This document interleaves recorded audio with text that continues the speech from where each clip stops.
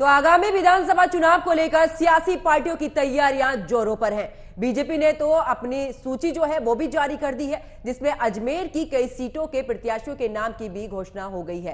कांग्रेस की सूची अभी आना बाकी है, क्योंकि अजमेर जिले की अगर बात की जाए तो यहां पर 8 विधानसभा क्षेत्र है और किस प्रकार के सियासी समीकरण यहां पर बन रहे हैं, इसी पर आज खास चर्चा करेंगे। लेकिन उससे पहले रिपोर्ट देखिए।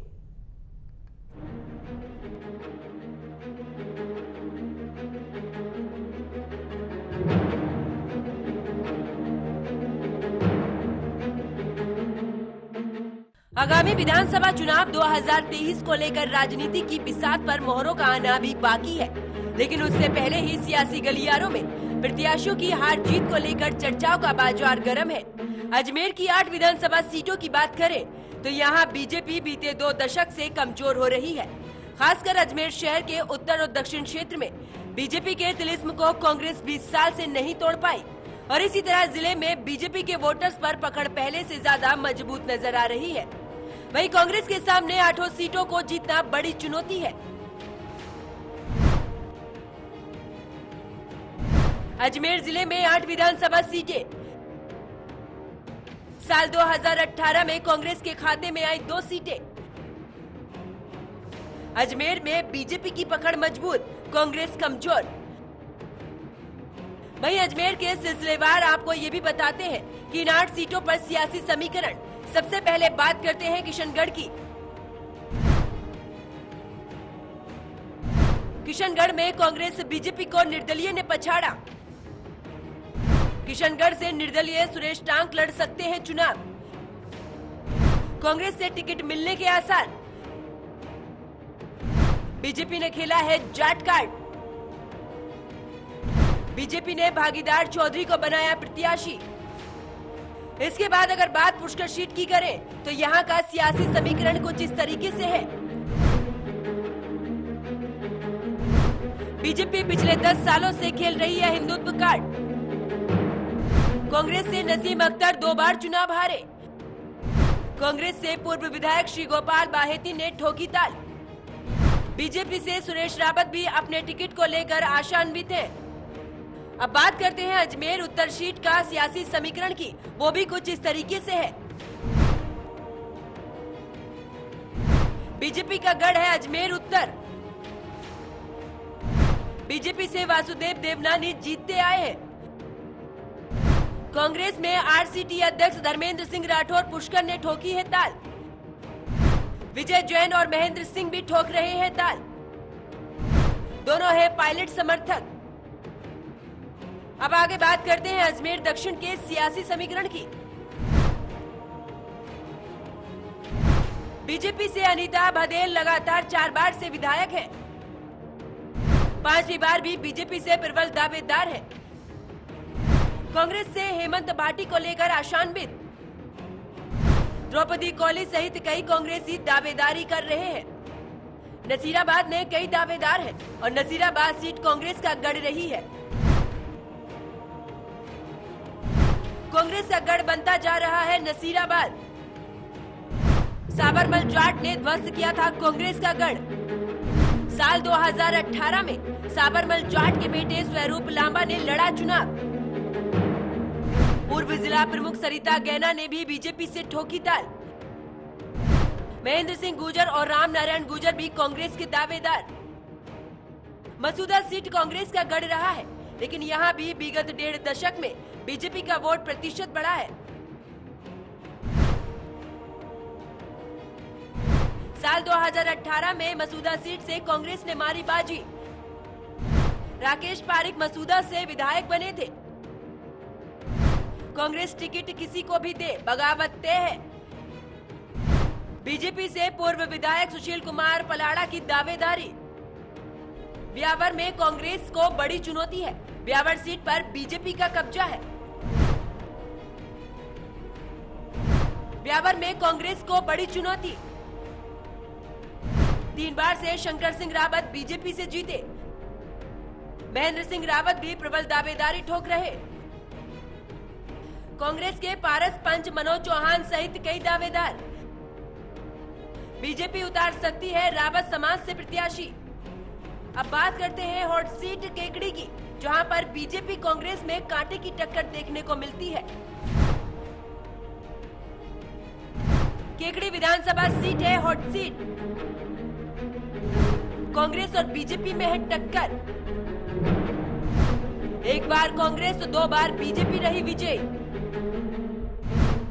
कांग्रेस के डॉक्टर रघु शर्मा हो सकते हैं उम्मीदवार। बीजेपी ने शत्रुघ्न गौतम को थमा दिया टिकट। अजमेर विधानसभा की 8 सीटों पर अब देखना होगा आखिरकार इस बार का समीकरण बदलता है या फिर से पुराना ही फॉर्मूला जनता दोहराती है। Bureau report AMB network.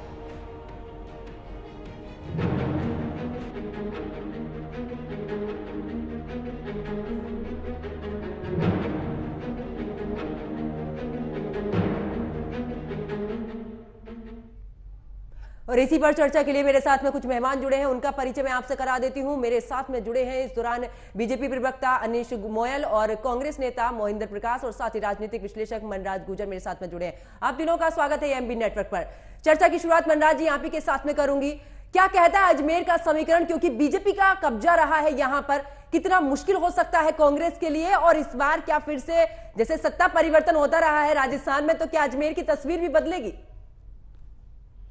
देखिए पंकज जी, अजमेर के समीकरणों को देखें तो अजमेर को सामान्य तौर पर राजस्थान में आध्यात्मिकता के तौर पर देखा जाता है, आध्यात्मिक स्तर से। और भारतीय जनता पार्टी का जो एजेंडा है, भारतीय जनता पार्टी का जो मैनिफेस्टो, उसमें हमेशा स्पिरिचुअल या फिर हम कहेंगे हिंदू पर्सपेक्टिव देखने को मिलता है। और यही कारण है कि इस जो ये क्षेत्र है जिसकी 8 विधानसभा सीटें हैं, उनमें भारतीय जनता पार्टी ने हमेशा अपना दबदबा बनाए रखा है। कुछ सीटों पर निर्दलीय उम्मीदवार राकेश टाक जैसे आए और बाद में उन्होंने फिर उसी हिसाब से वह भी किया। लेकिन अगर हम इस क्षेत्र को इस आधार पर देखें तो इस बार ये क्षेत्र इसलिए विशिष्ट हो जाता है कि यहाँ पर जातीय कार्ड भी बहुत स्ट्रॉन्गली खेला जा रहा है।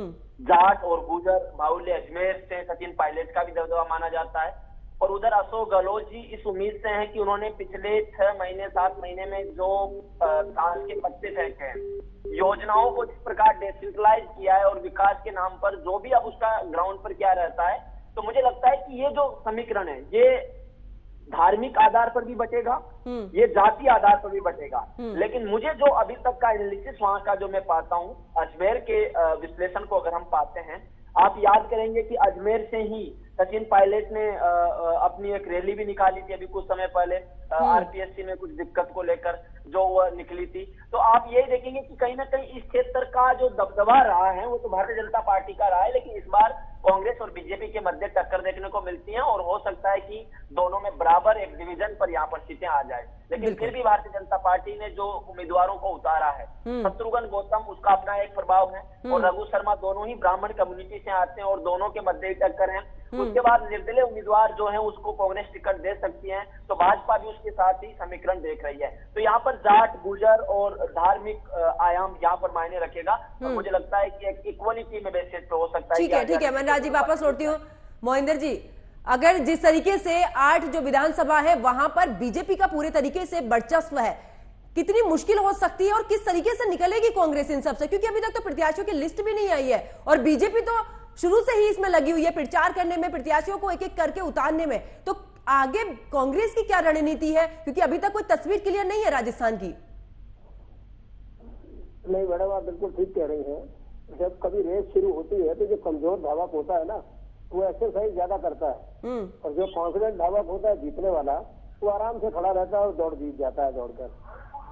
तो जो बीजेपी के अंदर आज भी देखने मंथन चल रहा है, वो एक उनकी घबराहट है। कहीं पर एमपी को भेज दिया, वहां पर स्थानीय मुद्दे, स्थानीय नेता, उनके अंदर इतना आक्रोश है कि कल आपने टीवी पर देखा भी होगा कि जो राठौर साहब है, मैं नाम बिल्कुल नहीं लेना चाहता लेकिन मजबूरी में लेना पड़ रहा है, राठौर साहब को वहां के लोगों ने काले झंडे दिखाकर भगा दिया कि आप जाइए जोटवाड़ा जयपुर में। जहाँ तक अजमेर का ताल्लुक है, कांग्रेस की सीटों के बारे में अगर आपने कल गहलोत साहब की प्रेस कॉन्फ्रेंस देखी हो, उन्होंने कहा है कि गहलोत जी ने अपने पायलट साहब से किसी भी आदमी का टिकट नहीं काटा, जो चाहे रूट कर चले गए थे, या उन्होंने कोई नाराजगी जाहिर की थी, या जो पायलट साहब के प्रशंसक या उसके समर्थक माने जाते हैं, किसी का टिकट नहीं काटा। तो अजमेर में जैसे अभी मेरे साथी ने कहा कि जाट समाज का और अपने पायलट जी का एक अच्छा प्रभाव है। और ओवरऑल देखें आप, अगर ओवरऑल देखें तो राजस्थान में गहलोत साहब ने पूरे स्टेट में काम किया है और उस काम का नतीजा अच्छा मिलेगा। खाली अजमेर का संबंध लेकिन मोहिंदर जी लेकिन जिस तरीके से सचिन पायलट की बात की जाए, अच्छा वर्चस्व वहां पर है। अशोक गहलोत और सचिन पायलट के बीच में गहमा गहमी की भी खबरें हमने देखी हैं। और इस दौरान जिस तरीके से जो 19 जिले बनाने के लिए घोषणा की गई, अजमेर के काकड़ी को लेकर भी इस दौरान बड़ी चर्चा चल रही है जिला बनाने को लेकर। और शर्मा जी जो जिस तरीके से उन्हें उभारा जा रहा है सचिन पायलट के साथ में, तो कहीं ऐसा तो नहीं है कि सचिन पायलट का ऑप्शन भी कांग्रेस ढूंढ रही है क्या, और यही वजह है कि जो लिस्ट देरी से आ रही है? नहीं मैडम, ऐसा कुछ नहीं है। देखिए, कांग्रेस में आप खाली राजस्थान में ही कहीं पे भी देखिए तो लिस्टें हमारी देर से आती है। हमारा मंथन होता है, एक एक सीट के ऊपर कैंडिडेट को देखा जाता है। कैंडिडेट खाली हमारी एक प्राथमिकता नहीं होती, हमें उसकी छवि भी देखी जाती है। किसी गुंडे बदमाश को टिकट नहीं दिया जाएगा क्योंकि वो जीत सकता है इसलिए। तो कांग्रेस में हमारे राहुल गांधी, सोनिया गांधी, प्रियंका गांधी, साथ में खड़गे साहब, राजस्थान पर्टिकुलरली अगर आप कहना तो गहलोत साहब भी, इन्होंने जो मंथन किया हुआ है, लिस्ट बहुत जल्दी आपके सामने आएगी। पर आप ये यकीन मानिए कि खाली अजमेर नहीं, पूरे राजस्थान के अंदर जिस तरह से बीजेपी में अफरा तफरी फैली हुई है, ये ऊपर दिखाने का प्रधानमंत्री है, नीचे अगर आप देखेंगे तो इतनी भयंकर इनके अंदर उथल पुथल है कि बीजेपी की अपना ही घर ठीक नहीं है। इलेक्शन जीतना तो बहुत दूर की चीज हो गई मोहिंदर जी, लेकिन उनकी भले ही गहमा गहमी है, सामने नहीं आती है। जब चुनाव होता है सब एक ही साथ नजर आते हैं, बाकी चीजें जब देखी जाती है ठीक है, जब चुनाव हो जाएगा उसके बाद में देखा जाएगा किसको मुख्यमंत्री बनाना है। लेकिन नेतृत्व के साथ में चलते यहाँ पर तो जिस तरीके से मुख्यमंत्री अशोक गहलोत और सचिन पायलट के बीच की चीजें देखी गई हैं, और अब लिस्ट में देरी, उसके दौरान भी राहुल गांधी की नाराजगी भी सामने आ रही है। तो इस पूरे समीकरण को किस तरीके से देखें? लिस्ट में इतनी देरी, कहीं इतनी ऐसा तो नहीं है कि अंदरूनी चीजों की वजह से ही सबसे ज्यादा दिक्कत हो रही है कांग्रेस में? मैडम एक बात बताइए, इलेक्शन जीतने की जो रेस है उसमें इलेक्शन जीतने के बाद जो कैंडिडेट आएंगे वो ज्यादा इंपॉर्टेंट है, या लिस्ट सबसे पहले निकाल देना और हार जाना ये ज्यादा इंपॉर्टेंट है? बहुत सोच समझ कर टिकटें जाती हैं। कांग्रेस एक राष्ट्रीय पार्टी है, सबसे पुरानी पार्टी है, हमें इलेक्शन का महत्व जब बहुत अच्छी तरह मालूम है। सीट को कब डिक्लेयर करना है, किस कैंडिडेट को बनाया है, ये हमारे को बहुत ज्यादा एक्सपीरियंस है। समय पर सीट, समय पर नेता, समय पर कैंडिडेट की लिस्ट आ जाएगी। और जो हम इलेक्शन राजस्थान में जीतने जा रहे हैं, आप तो ये देखिएगा कि हमारा जो चीफ मिनिस्टर कैंडिडेट है मिस्टर अशोक गहलोत, वो कितने आश्वस्त हैं। और उन्होंने कितने शांति से कहा कि मैं तो चीफ मिनिस्टर की सीट छोड़ना चाहता हूं, लेकिन सीट मुझे नहीं छोड़ना चाहती। जो सर्वे राजस्थान का हुआ है उसमें भी गहलोत साहब नंबर 1 है। और गहलोत जी एक साफ छवि के नेता है, जनता उन्हें बहुत पसंद करती है। उसी के हिसाब से कैंडिडेट्स को निकाला जाएगा कि जो विनिंग कैंडिडेट के साथ साथ उनकी छवि भी सुंदर हो, जिसकी छवि एक ऐसे नेता की हो जो जनता का काम करता हो। जल्दबाजी में कुछ ऐसे निर्णय ले लिए जाते हैं जिनको बाद में पछताना पड़ता है। जहां तक अशोक गहलोत जी और पायलट जी की बात है, देखिए मैडम, हर पार्टी में कहीं ना कहीं कुछ ना कुछ चलता रहता है, चाहे वो क्रिकेट हो, चाहे वो पॉलिटिक्स हो, चाहे वो कोई और क्षेत्र हो। प्रतिद्वंदिता होना एक जिसे कहते हैं स्वस्थ निशानी है किसी पार्टी के अंदर। आप क्या चाहती हैं कि सिर्फ मोदी जी की ही चले? जब पार्टी में लोग कहते हैं सोनिया गांधी की चलती है, राहुल गांधी की चलती है, लेकिन जब पार्टी के अंदर एक मंथन होने लगता है, एक विशाल स्तर पर, बड़े स्तर पर सोचा जाता है कि पार्टी किसको टिकट दे, तो साहब ये तो कुछ कर नहीं रहे। ठीक है मोहिंदर जी, वापस लौटने वाला नहीं है। ठीक है, अनीश गोयल भी मेरे साथ में जुड़े हुए हैं।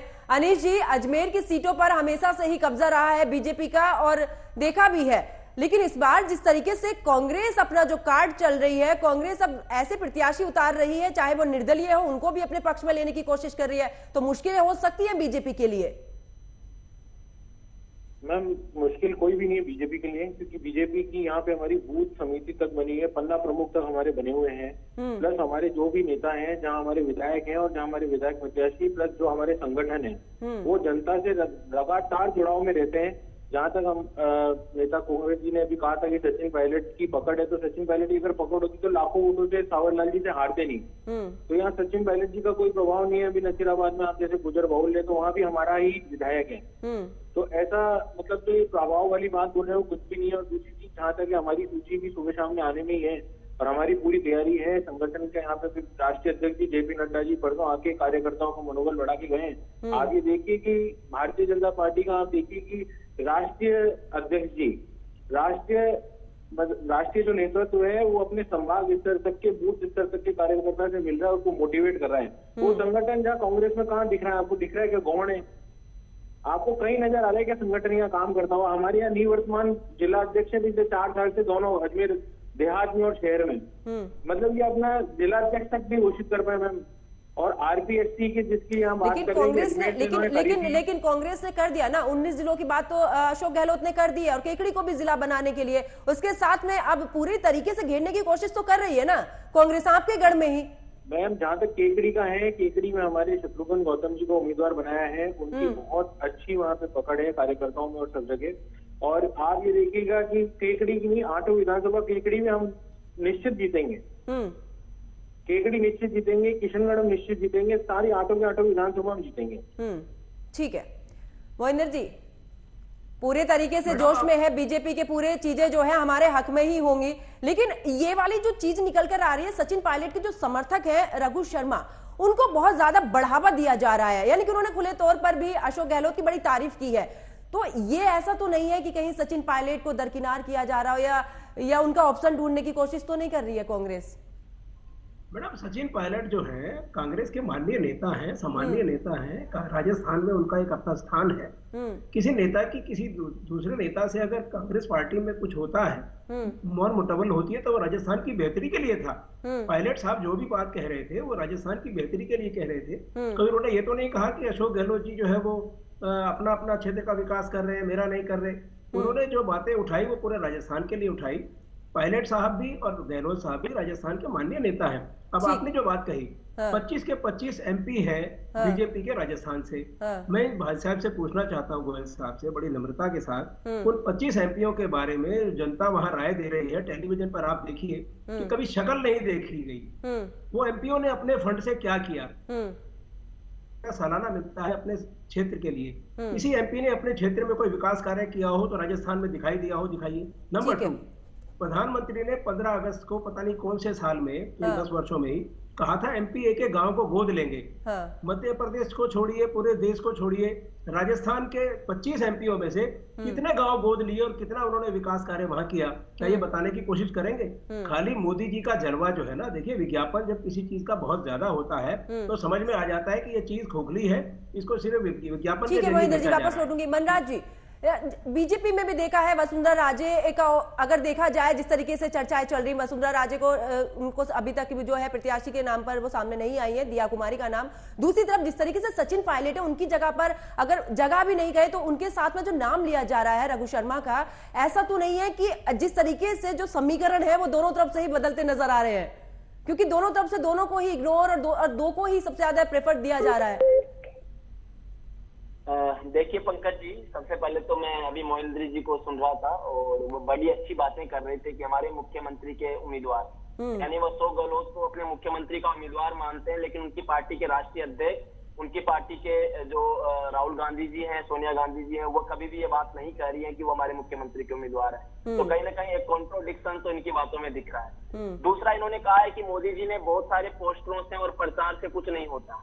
मुझे लगता है मोहिंदर जी, एक बार राजस्थान की आपको यात्रा करना चाहिए, राजस्थान में घूमना चाहिए कि राजस्थान की सरकार ने कितनी योजनाएं पिछले सालों में जो लॉन्च की है, उनका केवल प्रचारों तक ही सीमित है, ग्राउंड स्तर पर उनकी कोई व्यवहारिकता हमें देखने को नहीं मिलती है। और मैं इसलिए कहता हूं मोहिंदर जी, ये बात इसलिए कह रहा हूं, अब आप यहाँ पर ये कह दोगे कि भारतीय जनता पार्टी का पक्ष ले रहे हैं, क्योंकि मुझे हमेशा से ये आरोपों से गुजरना पड़ता है। मैं इसलिए कह रहा हूँ क्योंकि मैं राजस्थान से आता हूँ और मैं उसी अजमेर संभाग से आता हूँ, टोंक जिले से आता हूँ, जहाँ सचिन पायलट विधायक है।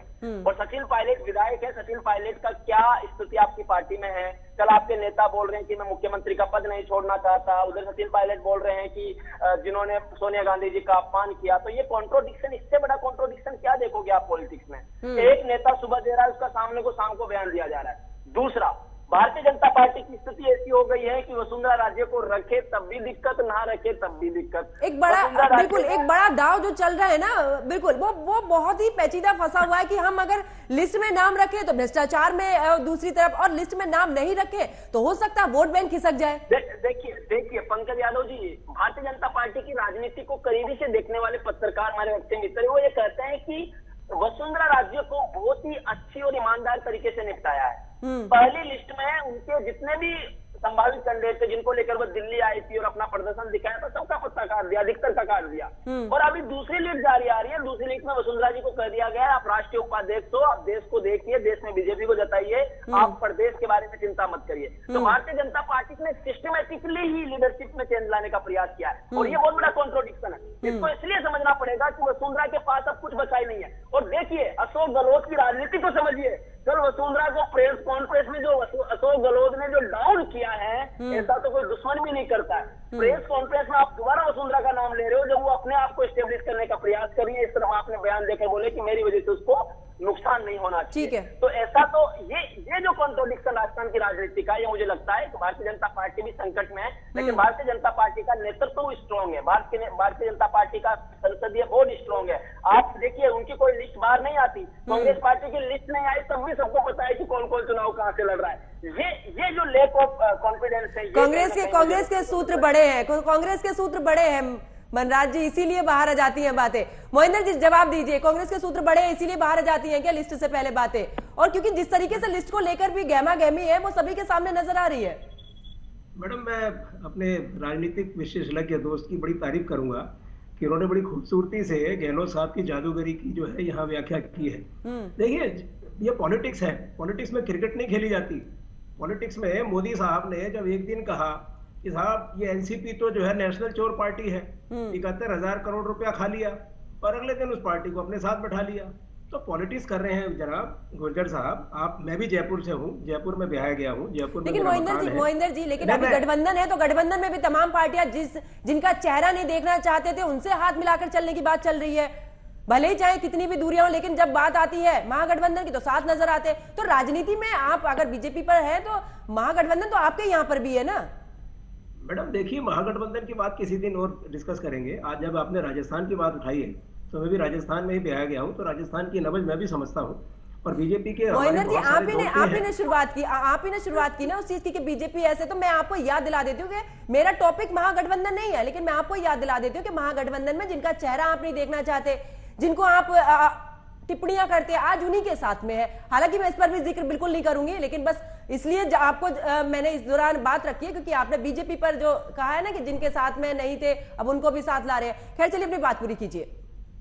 एक मैडम देखिए, पॉलिटिक्स में कोई परमानेंट दोस्त या दुश्मन नहीं होता, बिल्कुल ये आप अच्छी तरह समझ लीजिए। जब जो इस मंत्र को समझ गया वो परमानेंट दोस्ती दुश्मनी की बात को भूल जाता है। जब जिस तरह से किसी चीज की सहूलियत होती है उसको ले लिया जाता है।